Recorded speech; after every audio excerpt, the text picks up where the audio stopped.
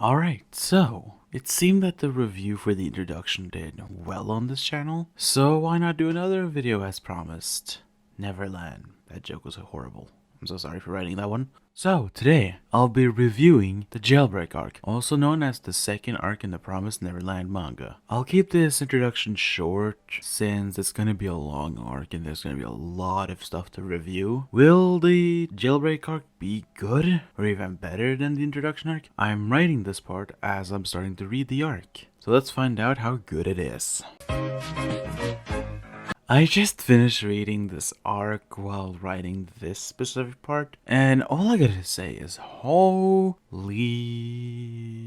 shit. There's a lot of things and interesting stuff to talk about, so buckle up because this might be a long one. So, early on in this arc, there is a possibility that there could be a spy among the kids. There could be a spy who would rat them out. This causes distrust for Emma since she doesn't know who the true traitor is, and makes her wary of who to trust in the orphanage. Meanwhile, Norman has an idea of who it could be, but this isn't revealed until later. I love that this happens, since it makes everyone think that someone might not be who they seem to be. This distrust also causes Emma to leave out key details and lie to Dawn and Gilda when she tells them what is happening. This causes distrust later when everything is revealed to Dawn and Gilda. And this is written so well, since you can tell how this hurts, how they feel when everything is revealed to them. Also, that isn't the only secret that has to be kept, since Norman has to keep a secret deal from Emma to make sure that the traitor complies with the escape plan. And the fact that Ray is the traitor, and Norman suspected him of being the traitor since Corone's debut, was written so well and should have been obvious to a lot of us. I mean, Ray seemed a little too unique of a person, especially in an orphanage full of happy people. And despite having a hunch about Ray, Norman still tested to see if Ray really was a traitor by telling Ray, Dawn, and Gilda different places of where the escape rope was. This was written amazing, honestly, as well as showed us how much of a smart thinker Norman is in the group. And the fact that Norman had to lie to Emma about getting every kid out of there to survive just so Ray would comply and work with them was sad, but also written so well. It shows the duality between the two morally, and it also shows that Ray is willing to do anything to make sure that his plan is the only plan that goes and should be the perfect one. The fact that everyone had to keep secrets from each other just so others wouldn't be hurt was also amazingly written. All from Norman's secrets with Ray to the main three characters having to keep secrets from Dawn and Gilda. Everything was written so perfectly to create conflict in the story. Aside from all the conflict that happened, I really like that they are hyping this Minerva character. Minerva?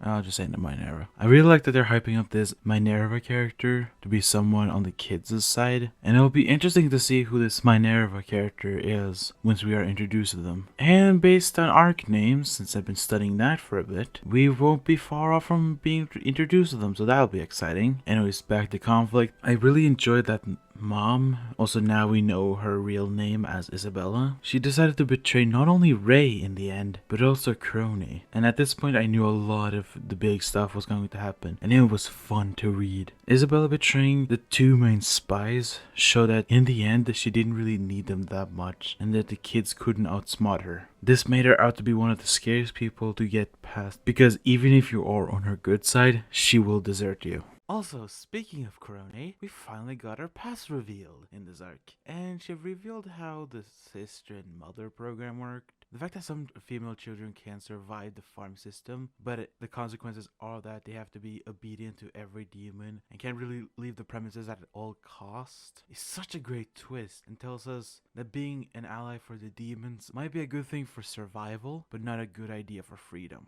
Also, along with her backstory and explanation of how the caretaker system works, she also died during this arc.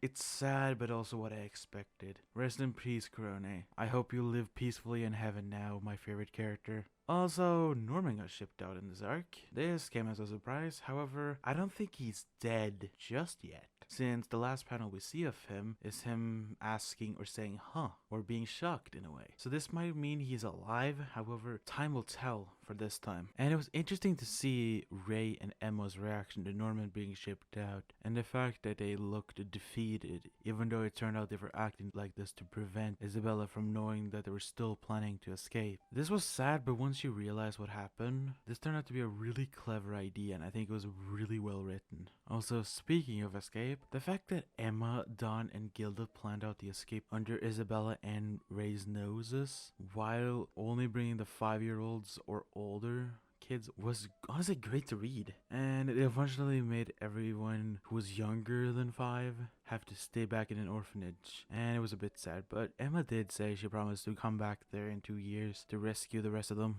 Also, the escape itself was amazing. Ray was planning to burn himself just so the others could have a chance of escaping, but Emma stopped him just in the nick of time and got Lanny and Tama to create a fake corpse to burn, and I think this was a really smart idea, and Emma's acting sold the idea that Ray actually burned himself up. I really liked this. Also, them escaping by Don throwing a rope with some rocks to create a zip liner was smart, and showed that the kids can be creative in a situation where there's limited time and space to escape. And now that some of the kids have escaped the Gracefield orphanage, it means that the story in the real world is about to begin. Also, one last point of interest is that the last chapter of the arc, we got to see some of Isabella's past and how she grew up to be a mother of the 3rd branch of the farm. Also, I think this chapter also hinted at Ray possibly being Isabella's biological child, since we see her pregnant and humming a song that Ray, who didn't suffer from infantile amnesia, humming the same song that she used to do. And I think this was a great way to end such an amazing arc. Overall, I think the Jailbreak arc is the current best arc in the whole series, and I can't wait to see where it goes from here. So next time I'll be reviewing